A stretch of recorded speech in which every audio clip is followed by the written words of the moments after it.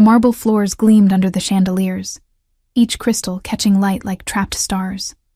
I moved through the grand ballroom with my cleaning cart, invisible as always, just another shadow in black uniform among the glittering guests. The air smelled of expensive perfume, aged whiskey, and something darker. Power, maybe, or danger. My swollen feet ached in the cheap flats I'd worn for 12 hours straight, and my lower back throbbed with that familiar pregnancy pain that never quite left anymore. 6 months pregnant and still scrubbing toilets. My mother would have been horrified. I pushed the cart toward the service hallway, keeping my eyes down as I'd been taught. Don't look at the guests. Don't speak unless spoken to. Don't exist. The hotel manager, Mr. Castellano, had made it abundantly clear that girls like me, poor, desperate, visibly pregnant, were lucky to have jobs at all. One mistake, and I'd be back on the street, trying to figure out how to afford prenatal vitamins on food stamps. The baby kicked against my ribs, and I pressed a hand to my belly, whispering, "I know, little one. I know you're tired too." I didn't hear him approach. That's what I'd remember later, in the countless sleepless nights that followed. How silently death moved. One moment I was alone in the corridor, and the next, the air changed. It grew heavier, charged, like the moment before lightning strikes. I smelled cologne first, something dark and expensive, cedar and smoke, and then I felt eyes on me, the kind of gaze that strips you bare, that sees through skin and bone straight into your soul. I looked up. He stood 15 feet away, backlit by the ballroom's golden glow, and my breath caught in my throat. Tall, devastatingly handsome in a way that felt dangerous, like staring at the sun. His suit was black and perfectly tailored, probably cost more than I'd make in a year. Dark hair, sharp jawline, and eyes, God, those eyes, cold and calculating as a predator assessing prey. 2 men flanked him, equally well-dressed, hands folded in front of them in that universal stance of professional security. This was someone important, someone powerful, someone I should absolutely not be looking at. I dropped my gaze immediately, heat flooding my cheeks. "Excuse me, sir. I'll get out of your way." I turned to push my cart back toward the service elevator, but his voice stopped me cold. "Wait." It wasn't loud, didn't need to be. The single word carried absolute authority, the kind that made kingdoms fall and grown men weep. I froze, my hands gripping the cart's handle so tightly my knuckles went white. Footsteps approached, expensive leather on marble, each click echoing in the empty corridor. He stopped close enough that I could feel his body heat, could smell that intoxicating cologne more clearly now. My heart hammered against my ribs like a trapped bird. "Look at me." I didn't want to. Every instinct screamed to keep my head down, to become even more invisible than I already was. But something in his voice, command mixed with curiosity, made disobedience impossible. Slowly, I lifted my eyes. Up close, he was even more striking. Sharp cheekbones, full lips set in a hard line, and those eyes, dark brown, almost black, studying me with an intensity that made my skin prickle. There was violence in that face, carefully controlled, an intelligence that missed nothing. A thin scar ran along his jawline, barely visible, the only imperfection in otherwise devastating beauty. "What's your name?" His voice was deep, accented. Italian, I thought, though smoothed by years in America. "Emma." My voice came out barely above a whisper. "Emma Torres, sir." His gaze dropped to my belly, lingered there for a moment that stretched into eternity, then returned to my face. Something flickered in those dark eyes. Interest? Recognition. It was gone before I could identify it. "How far along?" The question surprised me. Men like him didn't ask women like me personal questions. We weren't people to them, just furniture that occasionally needed replacing. 6 months, sir." "The father?" My jaw tightened. That was the question, wasn't it? The one that had led me here? Scrubbing floors in a luxury hotel while my ex-boyfriend, ex-fiancé technically, though the ring had been pawned months ago, lived it up somewhere with the money he'd stolen from his employer. Money I hadn't known about until the police showed up at our apartment, until Marco disappeared in the night, until I realized I was alone and pregnant and about to lose everything. "Gone," I said simply. No point elaborating. Men like this one didn't care about sob stories. Something dangerous flashed across his face. Gone where? I don't know, sir. He left. One of the security men stepped forward, whispered something in his ear. The man, my mysterious interrogator, nodded slightly, but his eyes never left my face. It was unnerving, being studied like this, like I was a puzzle he was determined to solve. What hotel are you working at? He asked. I blinked, confused by the question. This one, sir. The Palazzo. His lips curved into something that might have been a smile on a less dangerous face. On his, it looked like a wolf baring its teeth. I know. I own it. The floor dropped out from under me. Oh, God. Oh, no. The owner. I'd been caught talking to the owner, wasting his time, probably breaking a dozen rules I didn't even know existed. Mr. Castellano would fire me for sure. I'd be homeless before the week was out. I'm so sorry, sir. The words tumbled out in a panic. I didn't mean to bother you. I'll go right now. Please don't. You're not bothering me, Emma. The way he said my name, slow and deliberate, sent shivers down my spine. Quite the opposite. Before I could process that statement, chaos erupted. Shouting from the ballroom, breaking glass, then gunshots, sharp cracks that made my ears ring. I yelped, instinctively covering my belly with both arms as my cart tipped over, cleaning supplies scattering across the marble. Everything happened at once. The two security men moved like lightning, weapons appearing from inside their jackets. One grabbed my mysterious interrogator, the owner, he owns the hotel, and began pulling him toward the emergency exit. The other positioned himself between us and the ballroom, gun raised. Go, go, go! Someone shouted. More gunshots, screaming. The acrid smell of gunpowder mixing with perfume and fear. Strong hands grabbed my shoulders. I gasped, looking up into those dark eyes. Up close, I could see flecks of gold in the brown, could see the tension in his jaw, the calculation happening behind that predatory gaze. You're coming with me. Not a question. A statement of fact. What? No, I can't. Not a debate, Emma. He was already moving, one arm around my waist, carefully avoiding my belly, practically lifting me off my feet as we ran toward the exit. His security team surrounded us, weapons drawn, moving in perfect synchronization. We burst through the emergency door into the cold November night. A black SUV idled in the alley, windows tinted so dark they looked like pools of oil. The door flew open before we reached it. He lifted me inside with surprising gentleness, then slid in beside me. The security men piled in, 3 in front, 1 beside us, and the vehicle was moving before the doors even closed. Drive, he commanded. Take the western route. Call Marco and tell him we have a situation. Marco. The name hit me like a physical blow. My Marco? No, impossible. Common name. Had to be. I pressed back against the leather seat, heart racing, trying to make sense of what just happened. One moment I was cleaning a hallway, invisible and forgettable. The next I was in a bulletproof SUV. I could tell from the weight of the doors, the thickness of the glass, speeding through downtown with a man who apparently owned luxury hotels and traveled with armed guards. I need to go back, I managed.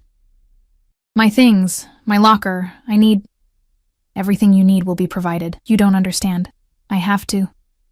He turned to face me fully, and the look in his eyes silenced every protest. Do you know who I am, Emma? I shook my head mutely. Dante Salvatore. He waited, watching my face for recognition. The name meant nothing to me. Should it have? He seemed to expect a reaction. I own the Palazzo, and 15 other hotels across the country, and several other businesses. The pause before other businesses felt significant. What happened tonight was an assassination attempt. 3rd one this month. The men who tried to kill me don't take prisoners, and they don't leave witnesses. Cold dread settled in my stomach. I didn't see anything. I swear. I was just... You were there. That's enough. His hand moved, and I flinched, but he was only reaching for his phone. You're a liability now, which means you have 2 options. Come with me where I can keep you safe, or go back to your life and hope they don't decide to use you to get to me. But I don't know anything. I'm nobody. You were standing next to me when the shooting started. Trust me, cara mia, that makes you somebody. The endearment. Italian, I was sure now, rolled off his tongue like honey over gravel. My hands trembled as I pressed them against my belly, feeling the baby move inside me. This couldn't be happening. This was insane. For how long? I whispered. How long what? How long do I have to stay with you? Dante Salvatore studied me in the darkness of the vehicle, streetlights sliding across his face in strips of gold and shadow. When he smiled this time, it was different. Still dangerous, still predatory, but something else lurked beneath, something that made my breath catch for entirely different reasons, until I decide you're no longer in danger. He paused, his gaze dropping to my belly again, lingering there with an expression I couldn't read. Or until you give me a reason to keep you longer. The SUV turned onto a highway, accelerating into the night, carrying me away from my old life and toward something I couldn't begin to understand. Behind us, sirens wailed, growing fainter with each passing second.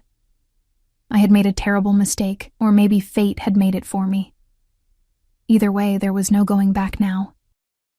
The estate appeared like something from a fever dream. Wrought iron gates that opened silently at our approach, a driveway lined with ancient oak trees, and finally, a mansion that defied every expectation I'd ever had about wealth. 3 stories of pale stone and arched windows, illuminated by soft landscape lighting that made it glow like a palace from a fairy tale. Except fairy tales didn't involve gunfire and kidnapping, and men with eyes like winter storms. We pulled into a circular drive where a fountain burbled peacefully, cherubs frozen mid-dance around the water feature. The contrast between the violence we'd fled and this serene beauty made my head spin. "Welcome home," Dante said, and the irony in his voice suggested he knew exactly how absurd that sounded. The security team exited first, scanning the area with practiced efficiency before one opened my door. I climbed out awkwardly, my pregnant belly making grace impossible, and immediately felt the November cold bite through my thin uniform. I hadn't grabbed a jacket, hadn't grabbed anything. Dante appeared beside me, shrugging off his suit jacket in one fluid motion and draping it over my shoulders. The silk lining was still warm from his body, and that intoxicating scent of cedar and smoke enveloped me completely. "Thank you," I murmured, pulling it tighter. "Come." He placed a hand on the small of my back, possessive, guiding, and led me up marble steps to massive wooden doors that swung open before we reached them. An older woman stood in the entrance, gray hair pulled into a severe bun, wearing a black dress that screamed housekeeper. Her sharp eyes took me in from head to toe, lingering on my pregnant belly and borrowed jacket with obvious disapproval. "Mrs. Chen, this is Emma Torres," Dante said. "She'll be staying with us. Have the blue guest room prepared immediately. She needs clothes, toiletries, everything. Contact Dr. Russo and have him come tomorrow morning for a full examination. Sir, it's nearly midnight, then wake people up." His tone brooked no argument. "And bring food to her room, something nutritious. She's eating for 2. Mrs. Chen's lips pressed into a thin line, but she nodded. "Of course, Mr. Salvatore." The interior was even more stunning than the exterior. A grand foyer with a chandelier that must have cost more than my entire apartment building, a sweeping staircase with an ornate banister, artwork on the walls that looked museum quality. Everything gleamed, perfectly maintained, intimidatingly expensive. I felt like a stain on pristine canvas. "This way." Dante's hand remained on my back as he guided me toward the staircase. 2 security men followed at a discreet distance. "You'll be on the 2nd floor east wing." "My rooms are in the west wing. Your wife won't mind?" The question slipped out before I could stop it. He glanced at me, amusement flickering across his features. "I'm not married, Emma. Girlfriend?" "No." "Boyfriend?" That earned me an actual smile, small but genuine. "Also no. I'm unattached." We climbed the stairs, and my feet protested every step. 12 hours of cleaning floors, then running from gunfire, then a high-speed escape. My body was screaming for rest. The baby seemed to sense my exhaustion, movements becoming sluggish. The blue guest room was exactly that.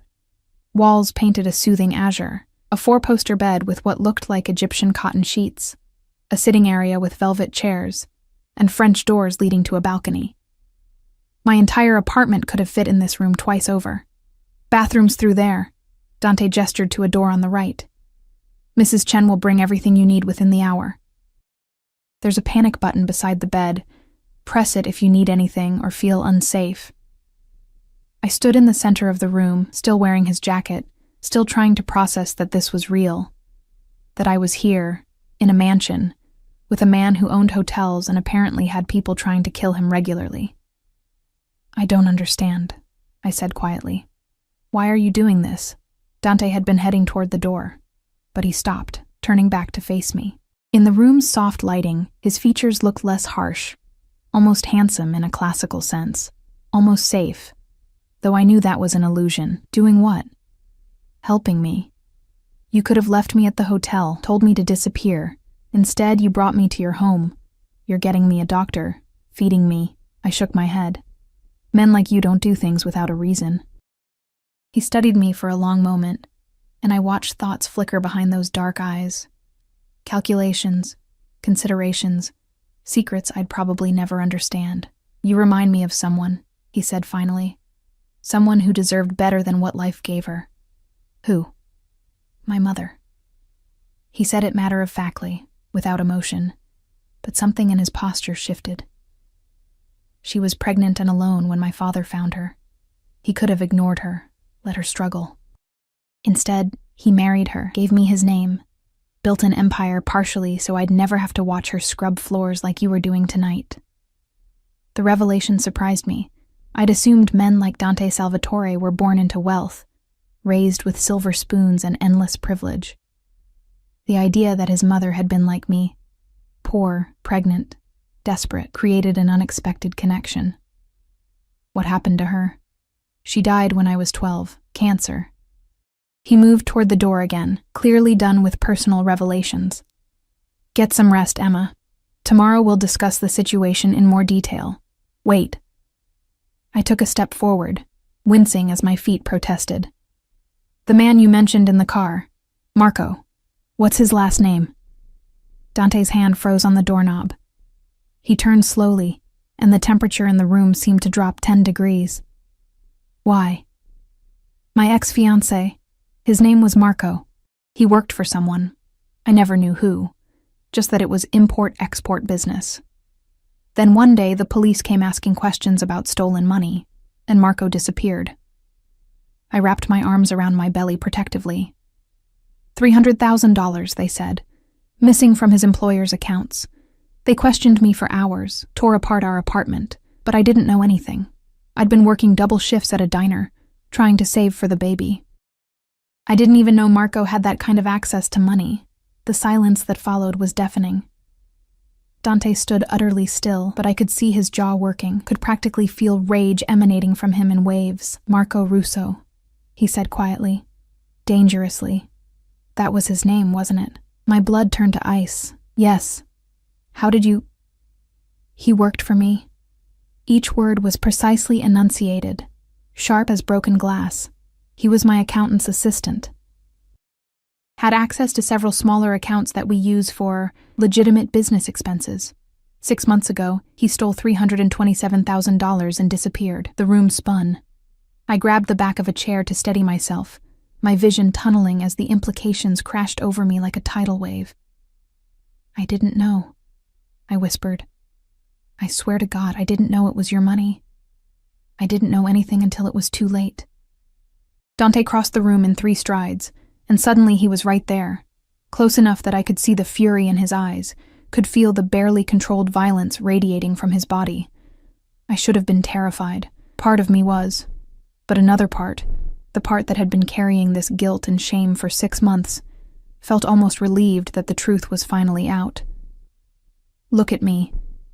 His hand caught my chin, not roughly, but firmly enough that I couldn't look away. Look at me and tell me the truth. Did you help him steal from me? No.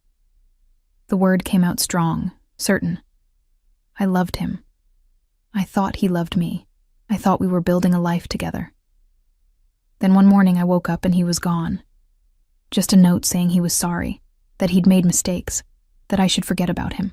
Tears burned my eyes, but I refused to let them fall. 2 days later, the police showed up. They didn't believe me either. He searched my face, and I let him see everything: the hurt, the betrayal, the bone-deep exhaustion of carrying another person's sins.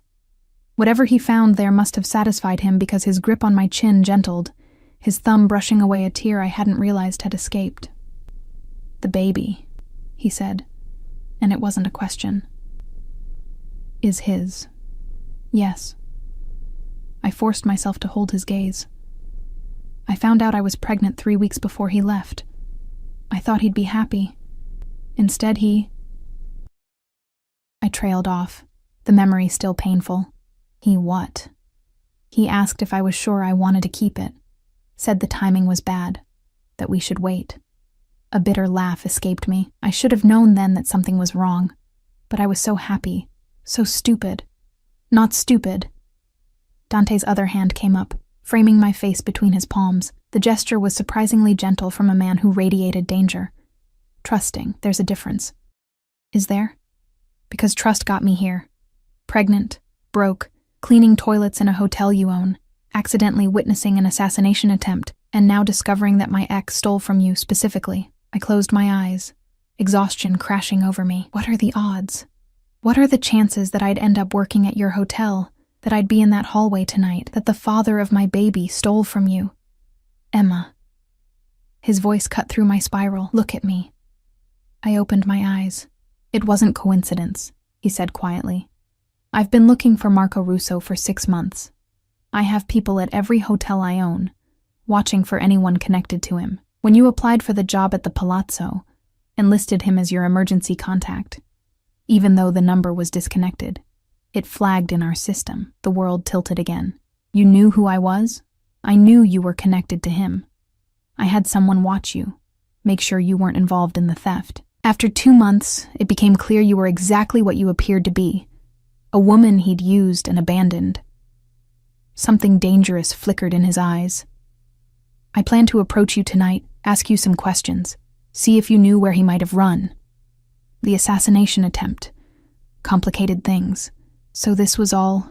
I stepped back, or tried to. But his hands held me in place. You were using me to find him. Initially, yes. He didn't apologize, didn't soften it. But that changed the moment I saw you in that hallway. The moment you looked at me with those eyes and I realized you were carrying his child, a child who's innocent in all of this.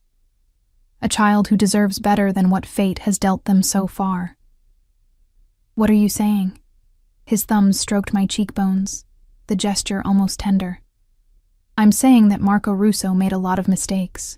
Stealing from me, running away, leaving you alone and pregnant. Those were all mistakes that will have consequences when I find him. And I will find him, Emma, eventually. And me? My voice was barely a whisper. What happens to me? Dante smiled, and it was the most dangerous expression I'd ever seen. Beautiful and terrifying in equal measure. That depends on you. Before I could ask what he meant, a knock sounded at the door. Mrs. Chen entered, pushing a cart laden with food. Soup, bread, fruit, cheese, a pot of tea. She set it up on the small table by the window with brisk efficiency, studiously ignoring the fact that Dante still held my face in his hands. Will there be anything else, sir? She asked. No, thank you, Mrs. Chen. Make sure we're not disturbed tonight. She nodded and left, closing the door softly behind her. Dante released me, and I immediately felt the loss of his warmth. He gestured to the food. Eat. Then sleep. Tomorrow we'll discuss the future. He was at the door when my voice stopped him. Why do I get the feeling you're not going to let me leave?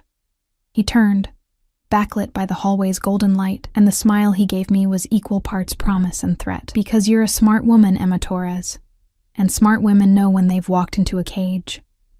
His eyes glittered in the dim light. The question is, will it be a prison or a sanctuary? That choice is entirely up to you. The door closed with a soft click, and I heard the distinct sound of a lock engaging, not from the inside. I was a prisoner in paradise. I didn't sleep. How could I? Every time I closed my eyes, I saw gunfire and Dante's predatory smile. felt his hands on my face, heard the lock clicking into place. The food sat heavy in my stomach. I'd eaten everything, unable to stop myself after months of rationing meals, and the baby seemed to sense my anxiety, shifting restlessly against my ribs. Morning light crept through the French doors, painting the blue walls gold. I'd spent the night in the velvet chair by the window, watching the grounds slowly illuminate with dawn. The estate was even more impressive in daylight. Manicured gardens, a pool covered for winter, what looked like a guest house in the distance. Prison or sanctuary? Dante had asked. Looking at this beauty, it was hard to remember I couldn't leave. A soft knock preceded Mrs. Chen's entrance. She carried garment bags and shopping bags, her expression as severe as the night before. "Mr. Salvatore wants you downstairs for breakfast in an hour," she announced, laying the bags on the bed. "I've selected appropriate clothing based on your measurements. The doctor will arrive at 10. "How did you know my measurements?" Her lips thinned. "Mr. Salvatore is very thorough." She left before I could respond, and I approached the bags with trepidation. Inside were maternity clothes. Designer labels I recognized from magazines but had never dreamed of touching. Soft cashmere sweaters, silk blouses, well-cut pants with elastic waistbands. Everything in shades of cream, navy, and forest green. Everything tasteful and expensive and nothing like the clearance rack clothes I'd been wearing. The bathroom was equally overwhelming. Marble everywhere, a bathtub that could fit 3 people, and toiletries that probably cost more than my monthly rent used to. I showered quickly, afraid to touch too much, to break something I couldn't afford to replace. The hot water felt like heaven on my aching muscles, and I let myself stand under the spray longer than necessary, pretending for just a moment that this was normal, that I belonged here. The navy sweater dress fit perfectly, skimming over my belly and falling just below my knees. I braided my dark hair, no time or skill for anything fancier, and avoided looking too closely at my reflection. The woman in the mirror looked like she was playing dress-up in someone else's life. Finding the dining room took 20 minutes, and help from a stoic security guard who appeared the moment I opened my bedroom door. The mansion was a labyrinth of hallways and rooms, each more opulent than the last. Oil paintings that had to be originals, sculptures on pedestals, vases that screamed priceless. This wasn't just wealth. It was generational power made manifest. Dante sat at the head of a long mahogany table, reading something on his phone, a cup of espresso at his elbow. He wore a charcoal suit today, 3-piece, perfectly tailored. His hair was still damp from a shower, and without the chaos of last night, I could appreciate just how devastatingly handsome he was. Classical Italian features, strong and masculine, with that underlying current of danger that never quite disappeared. He looked up as I entered, and something flickered across his face. Appreciation, maybe, or satisfaction at seeing me in the clothes he'd provided. "Emma, come, sit." He gestured to the chair at his right hand, close enough to touch. "Did you sleep well? You locked me in. I kept you safe." He set down his phone, giving me his full attention. "There's a difference." "Is there?" I sat carefully, aware of the security guard who'd followed me taking position by the door. Because it felt a lot like being a prisoner. If you were a prisoner, Kara, you'd be in the basement, not a guest room with a panic button and 5-star accommodations. He poured coffee from a silver pot, added cream without asking how I took it. How did he know? And set it before me. "You're here for your protection. Until I neutralize the threat from last night, leaving would be dangerous." "And how long will that take?" "As long as necessary." A woman in a black uniform appeared with plates. Eggs, bacon, fresh fruit, toast with butter and jam. My stomach growled despite my nervousness, and Dante's lips quirked. "Eat." "The doctor will want to examine you soon, and you should have something in your stomach." I wanted to refuse out of principle, but the baby needed food, and pride was a luxury I couldn't afford. I ate slowly, aware of his gaze on me, studying every movement like I was a puzzle he was determined to solve. "Tell me about Marco," he said suddenly. "How did you meet?" The bite of eggs turned to ash in my mouth. "Why?" "Because he stole from me. Because he left you pregnant and alone. Because I want to understand what kind of man does that." His eyes darkened. And because when I find him, and I will find him, I want to know everything. The threat in those words was undeniable. I set down my fork, my appetite gone. We met at the diner where I worked. He came in every morning for coffee, always left generous tips, always had a smile. The memory felt like it belonged to someone else's life. After 2 months, he asked me out. I said no at first. I'd been burned before, wasn't looking for complications. But he was persistent, charming. He made me feel special. And then I fell in love like an idiot. Bitterness crept into my voice. He had a nice apartment, said he worked in finance, took me to restaurants I couldn't afford.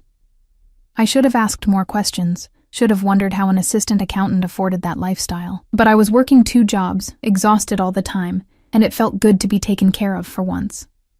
Dante's jaw tightened almost imperceptibly. He proposed 6 months after we started dating. Nothing fancy, just a small ring and a promise that he'd take care of me and our future children. I laughed without humor. 3 months later, I got pregnant. He seemed happy at first, but then he started pulling away, working late, taking mysterious calls, getting anxious. I thought it was cold feet about becoming a father. It was guilt, Dante said quietly. He'd already stolen the money by then, was planning his exit. The confirmation hurt more than it should have. When did he take it? 2 weeks before he disappeared. He was smart about it. Small transfers over several days, routing them through shell accounts. If he hadn't gotten greedy and taken a larger sum on the final day, we might not have noticed for months. Dante's fingers drummed on the table, the only sign of agitation. He had help. Someone who knew our security protocols, our account structures. We never found his accomplice. I told you, I didn't know anything. I believe you.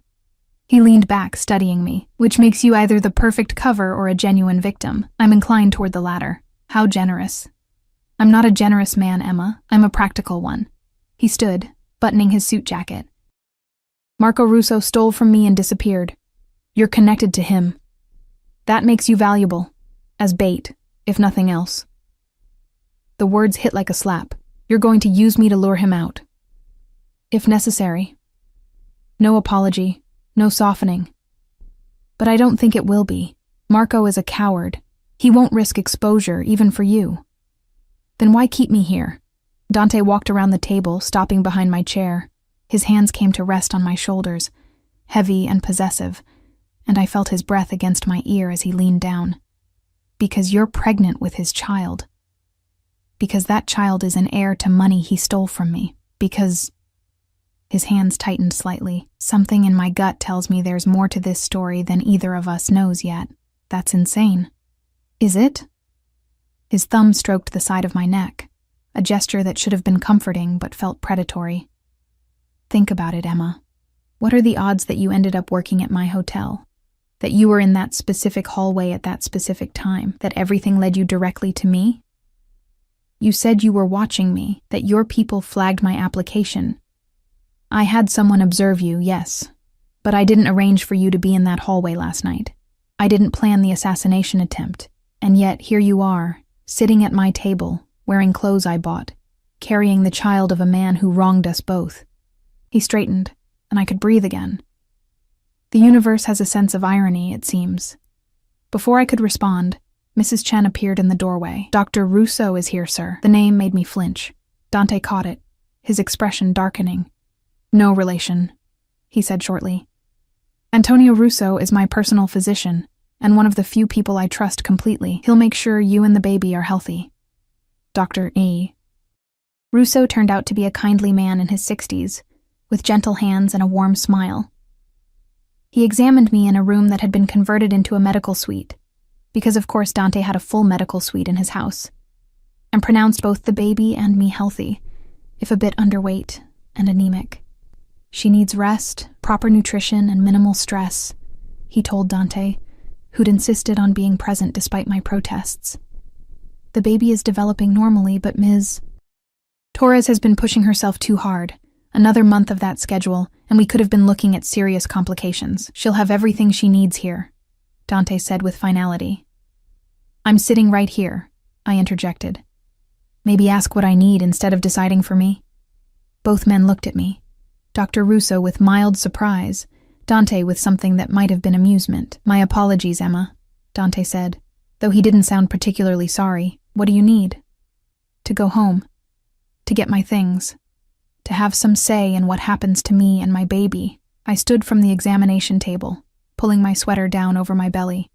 "I appreciate the help last night, but I'm not a doll you can dress up and keep locked in a room." Dante dismissed Dr. Russo with a gesture, waiting until the door closed before responding. When he finally spoke, his voice was dangerously soft. "You don't have a home, Emma. You were 3 weeks behind on rent for a studio apartment in a neighborhood where people get mugged at gunpoint. Your landlord already rented it out to someone else. Your possessions, what few there were, are in a storage unit that you haven't paid for in 2 months." Each word was a hammer blow. "How do you—" "I know everything about you. Your mother died when you were 16. Your father drank himself to death 2 years later. You've been on your own since 18, working minimum wage jobs, barely surviving. No siblings, no close friends, no support system." He stepped closer, and I hated that I had to tilt my head back to meet his eyes. "You were drowning long before Marco abandoned you. At least have the honesty to admit it." Tears burned, but I refused to let them fall. "That doesn't give you the right to decide my life for me." "No," he agreed. "But it gives me the opportunity to offer you something better. A choice, Emma. Stay here. Let me protect you and provide for you until the baby is born. Let my doctors make sure you're both healthy. Let me find Marco and make him pay for what he did to both of us. And in return," his hand came up, cupping my face with surprising gentleness. "In return, you give me time. Time to figure out why fate brought you to me. Time to ensure that child," his other hand settled on my belly, palm warm through the cashmere, "is safe and cared for. Time to decide if maybe the universe knew what it was doing after all." That's not an answer. It's the only answer I have right now. His thumb brushed my cheekbone, and I hated how my body responded, leaning into his touch like a flower towards sunlight. "But I promise you this. I will keep you safe. I will make sure your child wants for nothing. And I will make Marco Russo regret ever laying hands on what's mine. I'm not yours." His smile was pure predator. "Not yet." The days blurred into weeks, and I fell into a routine that felt surreal in its domesticity. Breakfast with Dante, always at 8, always with him reading business reports while I ate enough food to feed a small army. Mornings spent in the library, a room with floor-to-ceiling books and leather chairs where I could lose myself in novels and pretend I was anywhere else. Afternoons with Dr. Russo, or the prenatal yoga instructor Dante had hired, or sometimes just walking the grounds under the watchful eyes of security. And evenings. Always evenings with Dante. He'd appear at 6 like clockwork, loosening his tie as he entered whatever room I'd claimed for the day, bringing with him the scent of cologne and the energy of someone who'd spent hours making decisions that affected people's lives. Sometimes he talked about his day, carefully edited versions that mentioned hotels and real estate, but never the darker business I suspected lurked beneath. Sometimes he just sat with me, reading while I knitted baby clothes from the supplies Mrs. Chen had provided with obvious reluctance. It was domestic, comfortable, terrifying. Because somewhere along the way, I'd stopped flinching when he touched me. Stopped protesting when his hand found the small of my back, or when he'd absently brush hair from my face. Stopped pretending I didn't notice the way his gaze lingered on my growing belly, with something that looked almost like possessiveness. 3 weeks after that first night, I woke to find snow falling outside my window. The grounds had transformed into a winter wonderland, everything soft and white and pristine. I pressed my hand against the cold glass, watching flakes drift down, and felt the baby kick enthusiastically. "I know," I whispered. "It's beautiful, isn't it?" A knock at my door. Not Mrs. Chen's brisk tap, but something heavier. My heart did a traitorous flutter. "Come in." Dante entered carrying a garment bag and a box. He'd clearly been awake for hours despite it being barely 7, dressed in dark slacks and a burgundy sweater that made his eyes look almost black. His hair was slightly disheveled, like he'd run his hands through it repeatedly, and there was tension in his shoulders that hadn't been there yesterday. "We're going out," he announced. I blinked. Out? But you said... I said you couldn't leave alone. With me, you're safe. He set the garment bag on my bed. We have a doctor's appointment at 9. The 20-week ultrasound. Dr. Russo arranged everything at a private clinic. The reminder that I was 20 weeks along, halfway through this pregnancy, made my chest tight. 20 weeks, and I still didn't know what would happen after the baby was born. If I'd be allowed to leave then, or if Dante's cage would simply take on a different form. I can do the appointment alone, I said, though we both knew it wasn't true. You don't have to. I want to. He crossed to the window, standing close enough that I could feel his body heat. I want to see if the baby is healthy. He trailed off, jaw working like he was trying to find words for something he didn't quite understand himself. Want to what? He turned, and the intensity in his gaze stole my breath. I want to be there. For this. For you. Let me, Emma. It wasn't a command. For the first time since I'd met him, Dante Salvatore was asking, not demanding. And God help me, I couldn't say no. The clinic was in a building downtown that didn't look medical at all, just another office complex with tinted windows and discreet security. Dante's hand never left my back as we were ushered into a private suite, as the ultrasound technician, a cheerful woman named Sarah, positioned me on the examination table and warmed the gel. Okay, let's see this little one, Sarah said, pressing the wand to my belly. The screen flickered to life, and there it was. Our baby. More formed than the last ultrasound I'd had at the free clinic months ago. More real.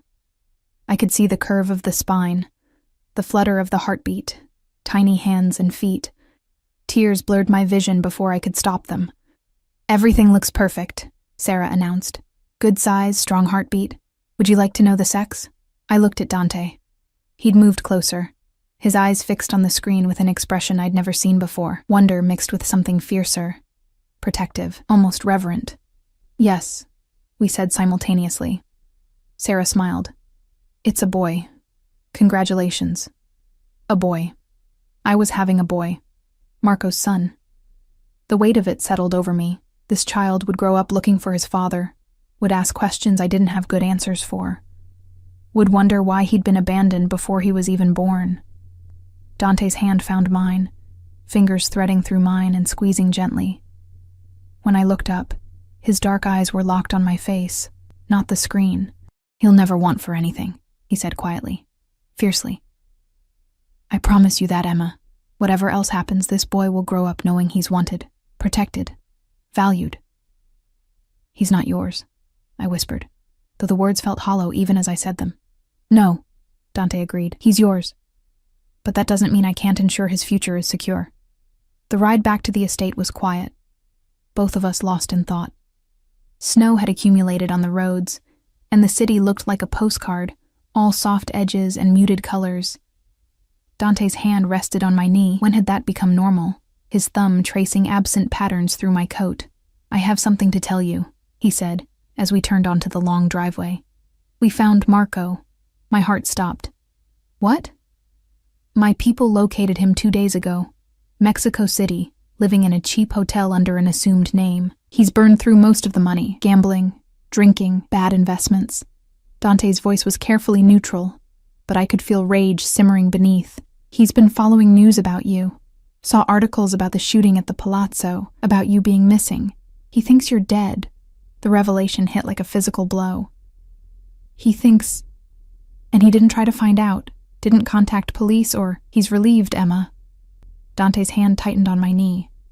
One less complication. One less person who could lead authorities to him. I'd thought the betrayal couldn't cut any deeper. I'd been wrong. What happens now? My voice sounded distant, disconnected. Now I decide what to do with him. I could have him killed. Would take a single phone call. Could have him arrested, though the charges might not stick given how he moved the money. Could have him brought here, make him face what he's done. He paused as the SUV stopped in front of the mansion. Or I could let you decide. I turned to stare at him. Me? He's the father of your child. Whatever I feel about what he did to me, what he did to you is worse, so the choice is yours, Cara. What do you want me to do with Marco Russo? The question hung in the air between us, heavy with implications. Through the window, I could see Mrs. Chen waiting at the entrance, see the security team taking positions. This world Dante inhabited, where life and death decisions were made over breakfast, where justice came from private enforcers rather than courts, it should have terrified me. Instead, I felt something else, something darker. I want to see him, I heard myself say. I want him to know I'm alive, that his son is alive. I want him to understand what he threw away. Dante's smile was slow and dangerous. That can be arranged. 4 days later, I stood in what Dante called the conference room, but looked more like an interrogation chamber. Concrete floors, minimal furniture, and one-way glass that Dante explained let us observe without being seen. My hands trembled as I pressed them against the glass, watching as 2 security men escorted Marco into the room. He looked terrible, thinner than I remembered, with dark circles under his eyes and a scraggly beard that didn't suit him. His clothes were rumpled, his hands zip-tied in front of him. When they pushed him into a chair, he slumped forward, defeat written in every line of his body. "He doesn't know you're here," Dante said from behind me. "We told him he was being questioned about the theft. He has no idea you survived, that you're safe, that you're pregnant," I finished. "He has no idea I'm still pregnant with his child." Dante's hands settled on my shoulders, warm and grounding. "Say the word and I'll bring you in there. Let you face him. Or we can leave now, forget this, and I'll handle him my way." I watched Marco through the glass. This man I'd loved. This man who'd promised me forever and delivered abandonment. Part of me wanted to run, to preserve the memory of who I'd thought he was. But a larger part, the part that had been growing stronger during my weeks in Dante's home, wanted answers. "Bring me in." The door opened with a heavy click, and Marco's head snapped up as I entered. His eyes went wide, mouth falling open in shock as he took in my appearance, the expensive maternity dress, the healthy glow Dr. Russo said came from proper nutrition, the obvious bump of my belly. "Emma!" His voice cracked. You're alive. They said you were missing, that there was a shooting. There was." I moved closer, letting him see everything, the life growing inside me, the evidence of how well I'd been cared for. "I survived. No thanks to you." He struggled against his restraints, leaning forward. "Thank God. I've been so worried. When I heard about the shooting, I thought you'd gotten lucky." The words came out cold, hard. "One less person who could identify you. One less complication. Isn't that what I was, Marco? A complication you could abandon?"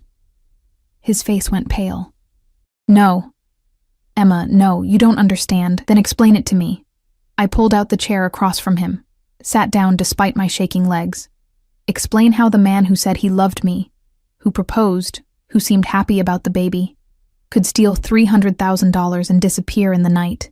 Explain how you could leave me to face the police alone, to lose everything, to wonder if I'd end up homeless and pregnant on the street. I was going to come back for you," he said desperately. "I just needed time to get settled, to make sure the money was secure. Then I was going to send for you, I swear." Liar. The door opened behind me, and Dante entered, his presence filling the room like a storm. Marco's eyes went even wider, and I watched all the color drain from his face. "She's been in my care for almost a month now, Marco. Plenty of time to tell me the whole story, including the part where you were relieved when you thought she'd died." "Who the hell are you?" Marco demanded, though his voice shook. "I'm the man you stole from. I'm the man who's been hunting you for 6 months. And..." Dante moved to stand behind my chair, his hands coming to rest on my shoulders in a gesture that was both possessive and protective. "I'm the man who's been taking care of what you abandoned." Marco's gaze darted between us, comprehension dawning with growing horror. "No. Emma, you can't be with him." "Do you know who he is? What he does?" "I know exactly who he is," I said calmly. "He's the man who saved my life, who's made sure your son," I saw Marco flinch at that, "is healthy and safe, who's given me more in 4 weeks than you did in a year." "Emma, please." Marco strained against his zip ties. "He's dangerous. He'll use you, hurt you." "Like you did?" My voice rose despite my attempt to stay calm. At least Dante's been honest about what he wants. You lied to me from day one, made me love you, made me believe we had a future, then stole and ran the moment things got complicated. I panicked. Marco's composure cracked completely. The money was just sitting there, and I had debts, gambling debts to people who would have killed me. I didn't mean to take so much, but once I started, I couldn't stop. And then you got pregnant and I realized I couldn't give you the life you deserved, couldn't be the man you needed. So you decided the best solution was to become even worse? Dante's voice was dangerously soft. You left her with nothing, Marco. Less than nothing.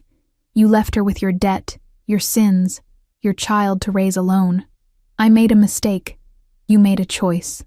I stood, Dante's hand sliding from my shoulders but staying close, always close. And now you get to live with the consequences. You wanted to know who Dante is? He's the man who's going to raise your son, who's going to teach him honor, loyalty, responsibility, everything you're not. Your son will grow up calling another man father, will never know your name except as a cautionary tale. The devastation on Marco's face should have made me feel victorious. Instead, I just felt tired. Tired of anger, tired of betrayal, tired of carrying the weight of his choices. Please, Marco whispered. Emma, please, I'm his father. You can't. I can. I turned to Dante. I'm done here. Dante nodded, already moving toward the door. As it opened, I paused, looking back at the man who'd once been my entire world. For what it's worth, Marco, I did love you. And I would have stood by you through anything if you'd just been honest with me. But you chose to run. So now I'm choosing to move forward. My hand settled on my belly, feeling the baby, our baby, move beneath my palm. Your son will be better off never knowing what a coward his biological father was. I walked out without looking back, Dante's hand immediately finding the small of my back as the door closed behind us. In the observation room, I finally let myself shake, let the adrenaline and emotion crash over me. You did well, Dante said quietly. It doesn't feel like winning. Because you have a good heart. You wanted to believe he was better than he showed himself to be. His arms came around me from behind, careful of my belly, his chin resting on top of my head. But now you know the truth, and you can move forward without wondering what if. I leaned back against his chest, letting myself take comfort in his solid presence. What will you do with him? What do you want me to do? I thought about it. Really thought about it. About justice and revenge and what kind of man I wanted raising my son, even indirectly. About the example I wanted to set. Let him go, I said finally. Take back whatever money he has left, but let him go. Let him live with the knowledge that he threw away everything for nothing. That's punishment enough. Dante was quiet for a long moment, and I wondered if he'd refuse, if this was a line he wouldn't cross even for me. Then he pressed a kiss to the top of my head. The first time he'd done that, the gesture so tender it made my breath catch. Okay, he said simply. If that's what you want, it is. Then it's done. His arms tightened around me, and I felt the rumble of his voice through his chest. You're free of him now, Emma, completely. Whatever happens next is your choice. The words hung in the air between us, heavy with implication. My choice, to stay or go. To accept what was building between us or walk away. To let my son grow up in Dante's world, or struggle to build something else on my own. I turned in his arms, looking up into those dark eyes that had once seemed so cold and now held warmth that terrified me with its intensity. What do you want from me? I whispered. Really? His hand came up to cup my face, and I saw something in his expression I'd never seen before. Vulnerability. I want you to stay. Not because you're trapped. Not because you need protection, but because you want to be here. With me. His thumb brushed my lower lip. I want to raise this boy as my own. Want to teach him to be strong and honorable. Want to give him the father Marco never could be. And I want... He paused, jaw working. I want you, Emma. All of you. Not just until the baby comes. Not just until the danger passes. Forever. My heart pounded so hard I was sure he could hear it. Dante, I know we've only known each other a month. I know you have every reason not to trust me. His other hand settled on my belly, palm warm through my dress. But I also know that from the moment I saw you in that hallway, something changed. Like fate decided we belonged together and was willing to burn the world down to make it happen. Tell me you don't feel it too. I couldn't. Because I did feel it. This magnetic pull between us. This sense of inevitable collision. It terrified me and thrilled me in equal measure. I'm scared, I admitted. Good, so am I. He smiled, and it transformed his face from dangerously handsome to devastating. But maybe we can be scared together. Before I could overthink it, before doubt could creep back in. I rose on my toes and pressed my lips to his. The kiss was soft at first, tentative, but then his arms wrapped around me, and it deepened into something that stole my breath and made my knees weak. He kissed me like I was precious, like I was his, like he'd been waiting his whole life for this moment. When we finally broke apart, both breathing hard, his forehead rested against mine. "Marry me," he said. I laughed, slightly hysterical. "You're insane." "Probably." His smile widened.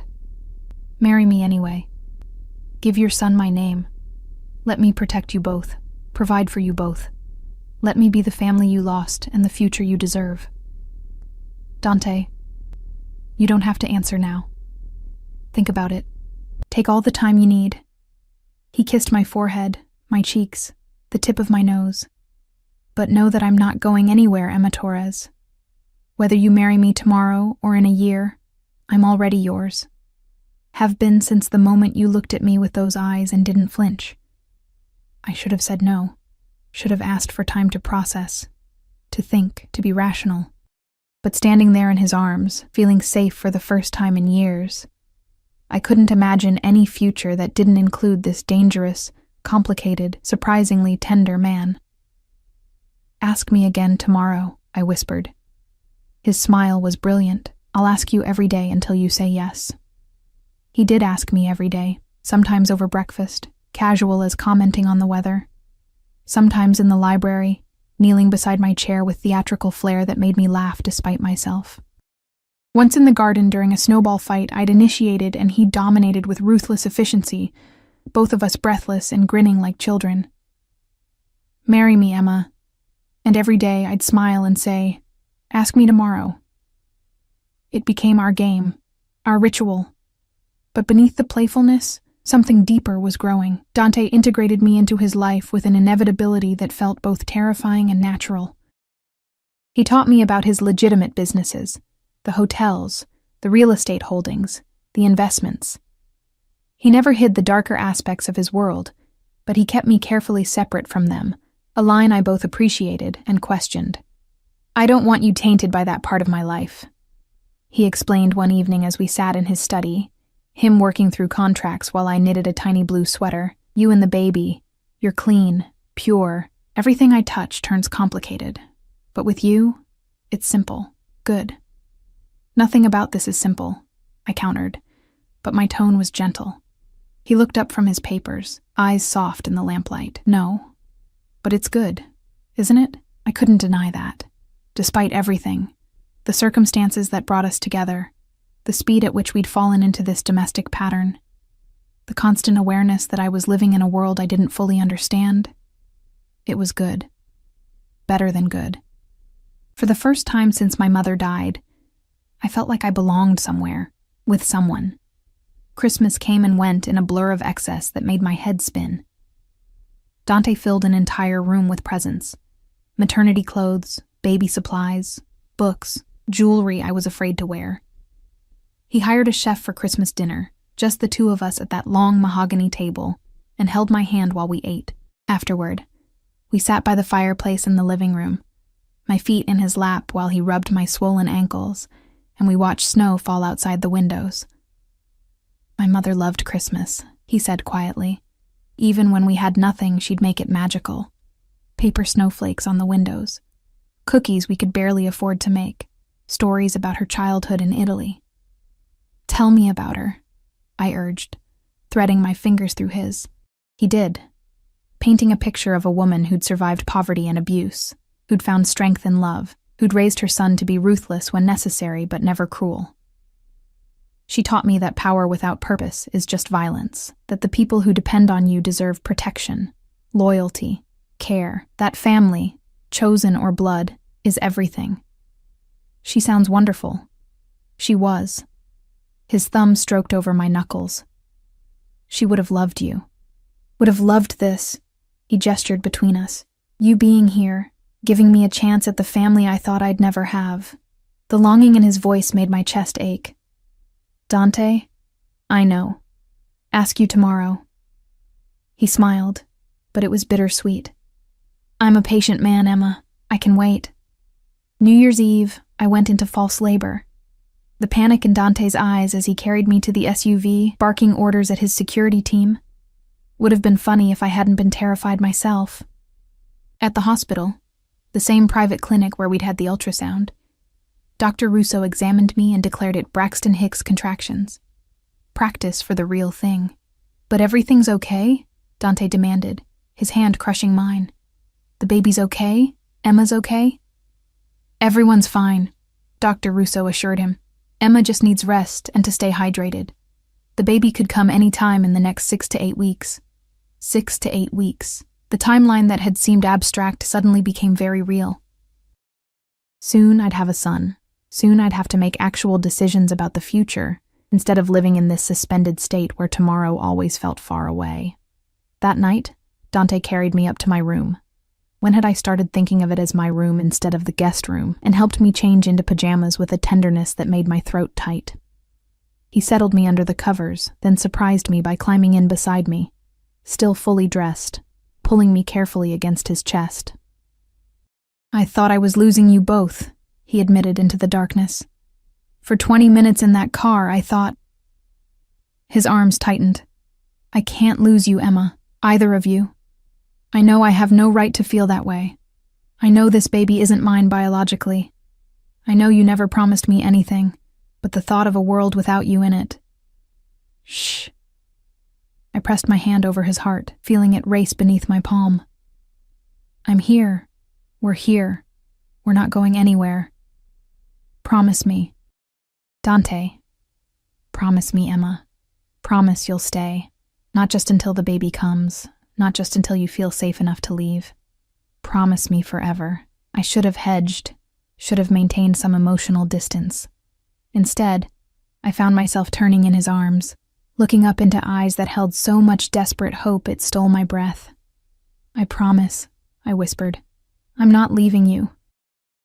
The kiss he gave me was different from the others we'd shared, deeper, more possessive, edged with relief and need. His hands tangled in my hair, gentle despite the intensity, and when we finally broke apart, I saw tears in his eyes. "Marry me," he said again. This time I didn't deflect. "Yes." He froze. "What?" "Yes, I'll marry you, today, tomorrow, whenever you want. Yes." The joy that transformed his face was beautiful to witness. He kissed me again, laughing against my lips, and I felt his tears mix with my own. "You mean it?" "I mean it."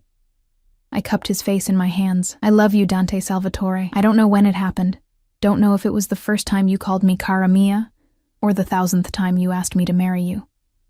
But I love you, and I want to build a life with you, and I want our son."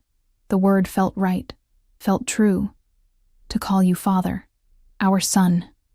He repeated reverently. "God, Emma, I'm going to spend the rest of my life making sure you never regret this."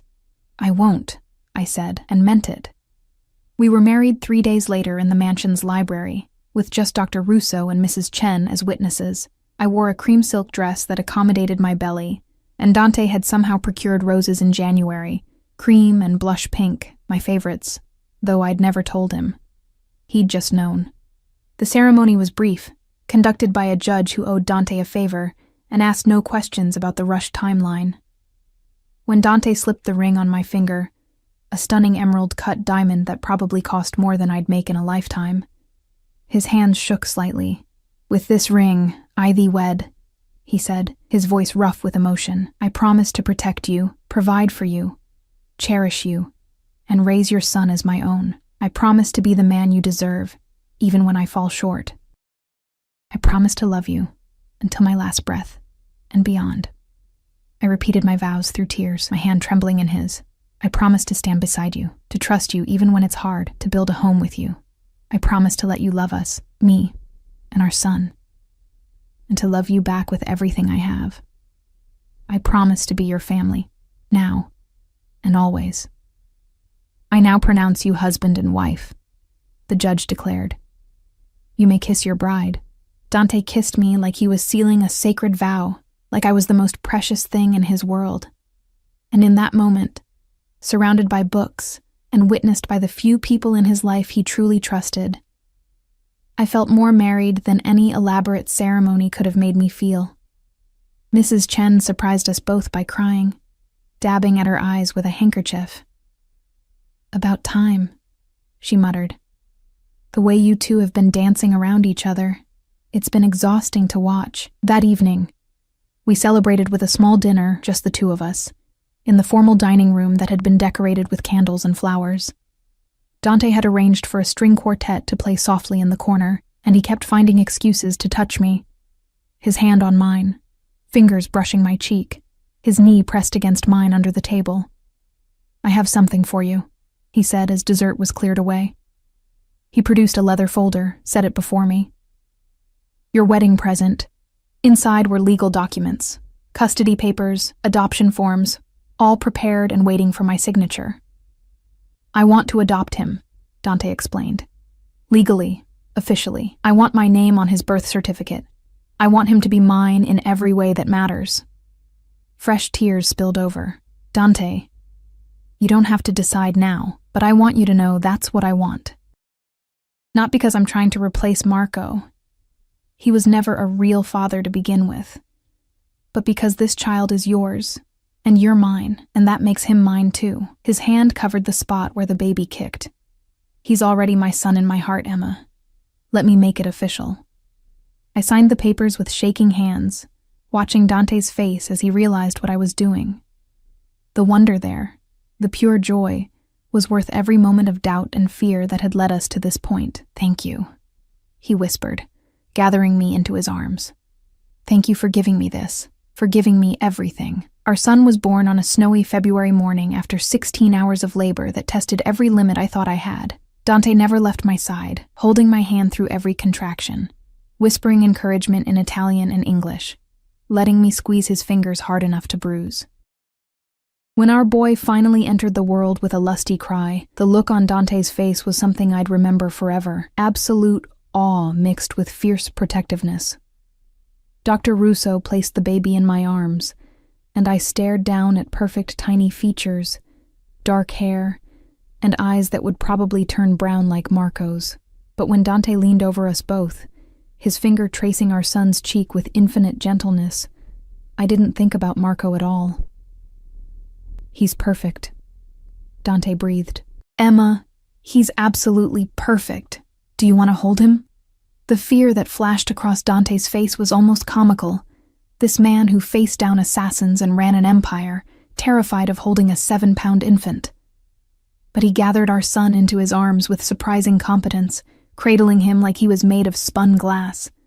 "Hey there, Piccolo," he murmured. "I'm your papa.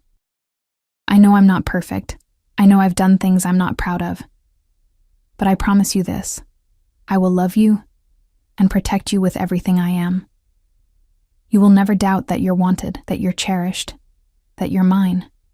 He looked up at me, eyes bright with unshed tears. "What should we name him?" We discussed names, narrowed it down to 3 favorites. But looking at my husband holding our son, I knew there was only one choice. "Matteo," I said, "after your mother's father." "Matteo Salvatore," Dante's breath caught. "You mean it?" "I mean it."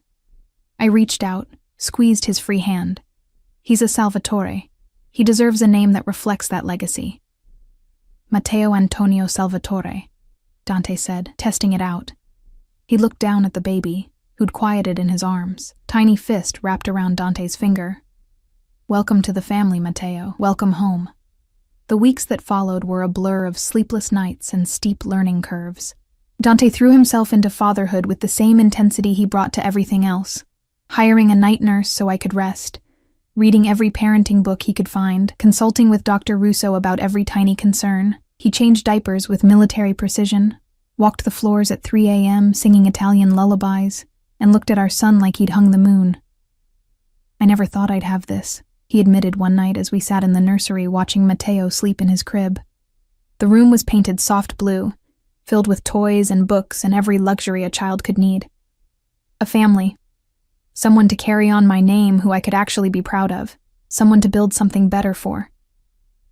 "You're an amazing father," I said, leaning my head on his shoulder.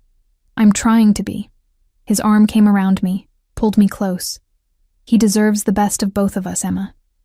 Your kindness, your strength, my resources, my protection. Together we can give him everything." "We already are." Matteo stirred in his sleep, making tiny noises that melted my heart every time. In the soft glow of the nightlight, I could see Marco in some of his features, the shape of his nose, the curve of his chin, but I also saw me in his expressions. And somehow, inexplicably, I saw Dante in the fierce way he demanded attention, in the grip of his tiny fists. Biology didn't matter. This was our son, our family. 3 months after Matteo's birth, Dante came home early from work with an envelope in his hand and excitement in his eyes. "It's official," he announced, kissing me soundly before scooping Matteo out of his bouncer. "The adoption went through. He's legally mine. Matteo Antonio Salvatore, son of Dante and Emma Salvatore."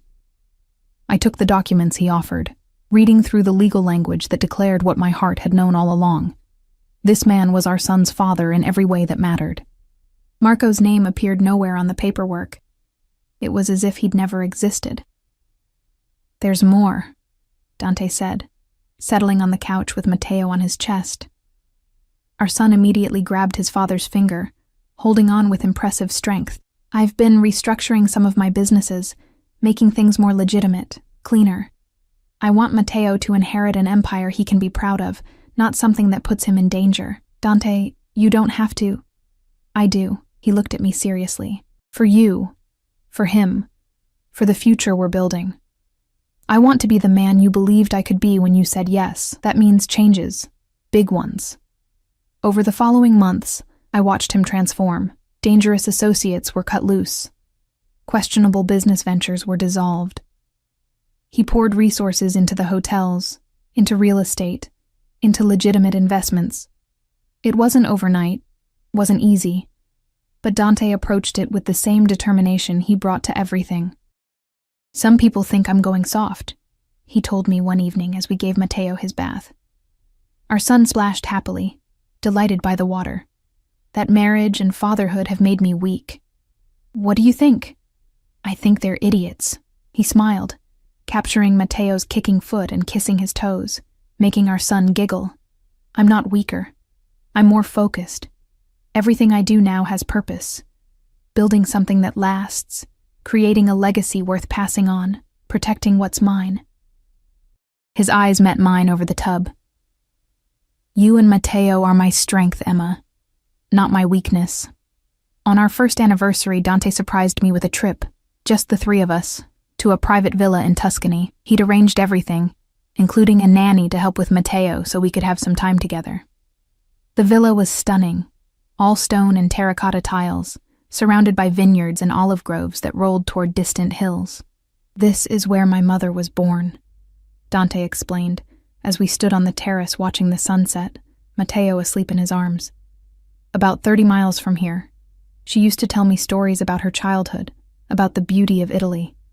I always wanted to bring her back, show her that we'd made it, that her sacrifices meant something." "She'd be so proud of you," I said, wrapping my arms around his waist. "Of the man you've become, of the father you are." "I hope so." He kissed the top of my head, careful not to disturb our sleeping son. "Sometimes I wish she could meet you, could see this little one, She always said I'd find someone special when I least expected it. Guess she was right. We spent 2 weeks in that villa, and for the first time since we'd met, we weren't surrounded by security teams and business demands. We were just a family, taking walks through the vineyards, eating long dinners under the stars, watching Matteo discover new textures and sounds. Dante taught me Italian phrases, told me stories about his childhood, let me see the man beneath the dangerous exterior. One night, after putting Matteo to bed, we sat on the terrace drinking wine and watching fireflies dance in the darkness. "Do you ever regret it?" I asked quietly. "Marrying me so fast, taking on someone else's child, changing your entire life?" Dante set down his glass, turned to face me fully. "Emma, look at me." When I did, the intensity in his eyes stole my breath. "You are the best decision I ever made. Matteo is the greatest gift I could have received. This life we're building, it's everything I never knew I wanted. So no, cara mia, I don't regret a single moment." Even the crazy beginning, the assassination attempt and kidnapping me, and especially that. He smiled, pulling me into his lap. "Because it brought you to me. I don't believe in fate, Emma, but I believe in us. I believe we were meant to find each other, meant to build this family. And I'd go through it all again if it meant ending up here, with you, with our son, with this future we're creating together." I kissed him then, pouring everything I felt into it, gratitude and love and wonder that this dangerous, complicated, surprisingly gentle man was mine, that we'd taken something that should have been a disaster and turned it into something beautiful. "I love you," I whispered against his lips. "More than I thought possible. More than I knew I could." "I love you too, Emma Salvatore." His hands framed my face, thumbs brushing my cheekbones. My wife, my family, my everything. 2 years later, I stood in the nursery of our home, not the mansion anymore, but a sprawling house in the countryside that Dante had built for us, watching Matteo sleep. He was 2 now, all toddler energy and fierce personality, a perfect blend of stubbornness and sweetness. He called Dante Papa and had never asked about his biological father. Why would he? Dante was there for every milestone, every scraped knee, every bedtime story. I felt Dante's arms come around me from behind, his hand settling on my belly where our second child grew, a daughter this time, due in 4 months, a sister for Matteo, a child born from love instead of betrayal. "You're thinking too much again," Dante murmured, his lips against my temple, just remembering. That night at the hotel, how terrified I was, how certain I was that my life was over. And now? I turned in his arms, looking up at the man who'd become my everything. "Now I know it was just beginning." He kissed me softly, his hand gentle on my growing belly. "Best mistake you ever made, scrubbing those floors." I laughed quietly. "Best impulsive decision you ever made, marrying a pregnant maid." "Wasn't impulsive," he corrected, pulling me closer. "I knew from the moment I saw you that you were mine. Just took you a while to figure it out. Arrogant man. Your arrogant man," he grinned, and I saw the boy he must have been before life made him hard. "Forever, Emma. You promised." "Forever," I agreed, sealing it with a kiss. Through the window, I could see the gardens we'd planted together, the swing set Dante had built for Matteo, the life we'd created from chaos and violence and impossible circumstances. Marco was somewhere in the world, alive but irrelevant, nothing more than a footnote in a story that belonged to us now. The Mafia boss had married a pregnant maid on impulse, or maybe on instinct, on fate, on whatever force brings 2 broken people together and makes them whole. And while the baby growing inside me was his by blood, Matteo was his by choice, by love, by every definition that mattered. Our family wasn't traditional, our beginning wasn't a fairy tale. But standing there in the peace we'd built, surrounded by love we'd fought for, I couldn't imagine any other story. This was ours, messy and beautiful and absolutely perfect, and I wouldn't change a single moment.